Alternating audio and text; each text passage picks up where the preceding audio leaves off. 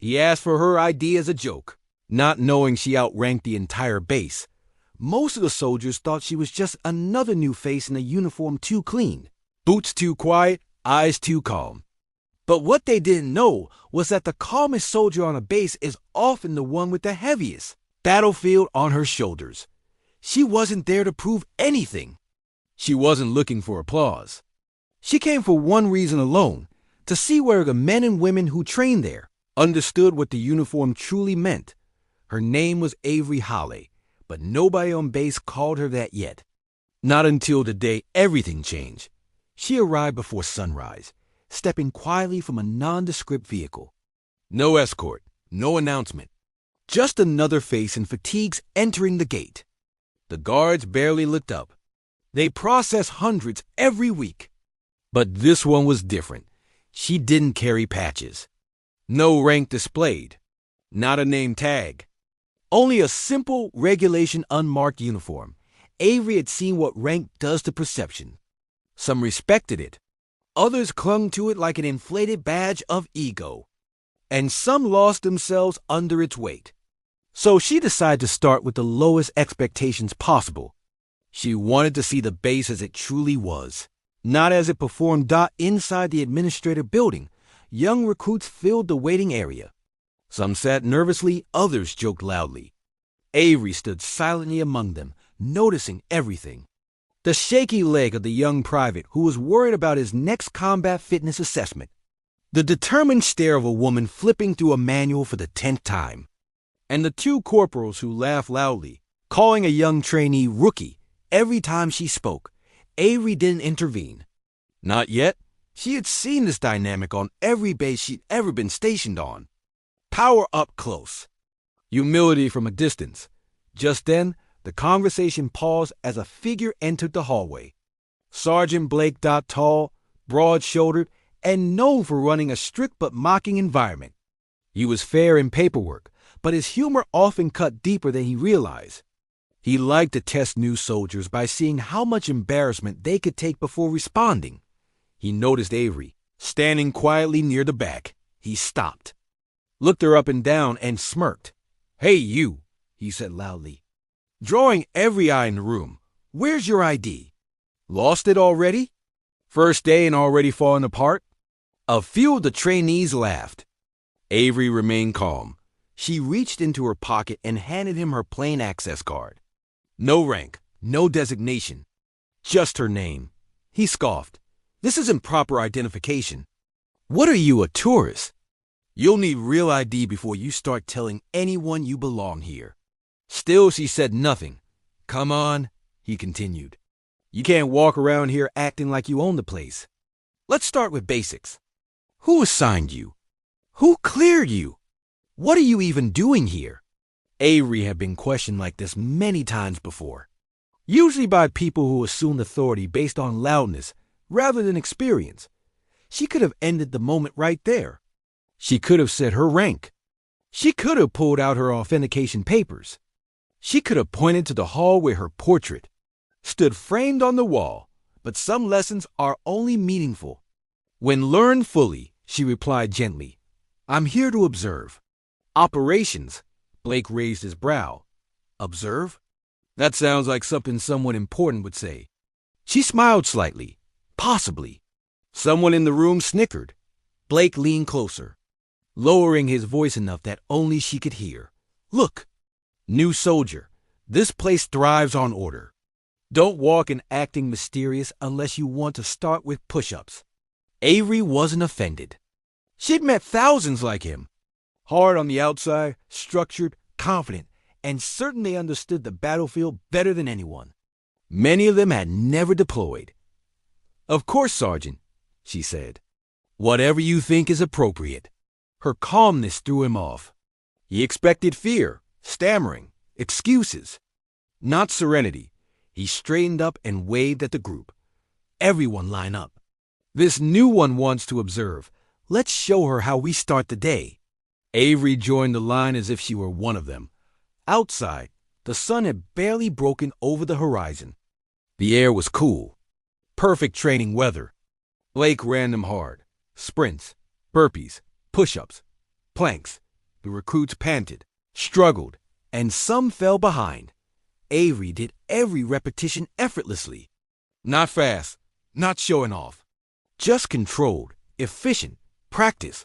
One of the young soldiers whispered through his labored breathing, "You're really good. Where'd you come from?" She answered softly, "A long road." No one knew that this woman being treated like a trainee had led special operations units through foreign soil, had been decorated more times than most officers on base, and had commanded hundreds. They only saw the quiet soldier in a clean uniform. After nearly 30 minutes, Blake stopped the group. Many trainees leaned over, hands on knees, catching their breath. Avery stood relaxed. Blake eyed her again. "You don't tire easy, do you?" Avery shrugged gently. "Some days are harder." He laughed. Double quotes. "Oh, so you think this is easy?" She didn't answer. He reached for a clipboard. "All right, time for sign-ins. Everyone hand over your service ID. Let's make this official." The recruits lined up. One by one, they handed in their ID cards. Blake recorded names, ranks, and assignments. Then Avery stepped forward again, handing over the same unmarked card from before. Blake sighed in irritation. Still with the fake ID?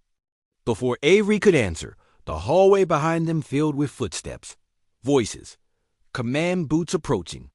The door opened. Colonel Ramirez entered. He was known for his precise mind, stern demeanor, and zero tolerance for disrespect. Every recruit froze at the sight of him. Ramirez scanned the line and stopped the moment he saw Avery. His expression changed. Instantly, recognition, respect. He walked straight toward her and stood. "Tall, General Holly, we were not informed you were arriving this morning. My apologies for the lack of formal." Reception. Every recruit went silent. General Holly, the name many had heard but never seen in. Person. The civilian dress. Legend who led covert operations overseas. Architect of multiple restructuring programs in the armed forces. A woman whose leadership was studied in classrooms, yet unseen by most who benefited from her. Decisions. Sergeant Blake turned pale. His clipboard nearly slipped from his hand. Avery nodded. "No apology necessary, Colonel. I wanted to observe the base as it is, unfiltered." Ramirez looked at Blake. "I assume she was treated appropriately?" Blake swallowed hard. Feeling every eye on him, Avery stepped in gently. "He treated me like he treats the rest, firmly, directly, and perhaps with a little humor." Ramirez's expression softened slightly. "In that case, Sergeant, you may consider yourself fortunate." Blake stood frozen, unsure whether he was being praised or reprimanded. Avery turned to the recruits. "I came here today not as a general, but as a soldier. Many forget that every rank begins in a place just like this. Every leader starts by standing where you're standing, unsure, tired, and tested."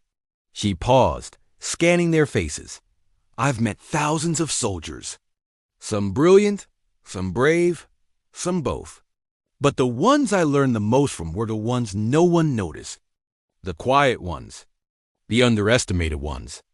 The ones who lead by example instead of volume." Her gaze shifted back to Blake. "I've also learned that rank is not a weapon, and authority is not a crown. It is a responsibility. And only those who understand that can guide others forward." Blake lowered his head. "I apologize, General." Avery shook her head. "No apology required. You taught me something today, too." His eyes widened slightly. "What's that?" "That a base is strongest not when everyone knows who outranks who, but when everyone is treated with respect, regardless of rank." Ramirez dismissed the recruits. They scattered, whispering with excitement, disbelief. And all, Blake remained standing, still processing what had just happened. Avery placed a hand on his shoulder. "You have potential, Sergeant. Just remember that the next great soldier might look nothing like what you expect." She walked away. Blake exhaled slowly. A recruit nearby said quietly to him, "Did you really make a general do push-ups?" Blake closed his eyes. I'm never going to live this down. The story of that morning spread across the base by lunchtime. A truth more valuable than any medal. Greatness doesn't announce itself. It steps quietly, waits patiently, and lets character speak before credentials do. Avery Holiday didn't need to flaunt her rank. She had already earned something higher respect, and she gave that respect freely, even to those still learning how to carry it. What did this story make you feel? Where are you watching from? Subscribe to Soul Relief Stories for more real stories that heal the heart.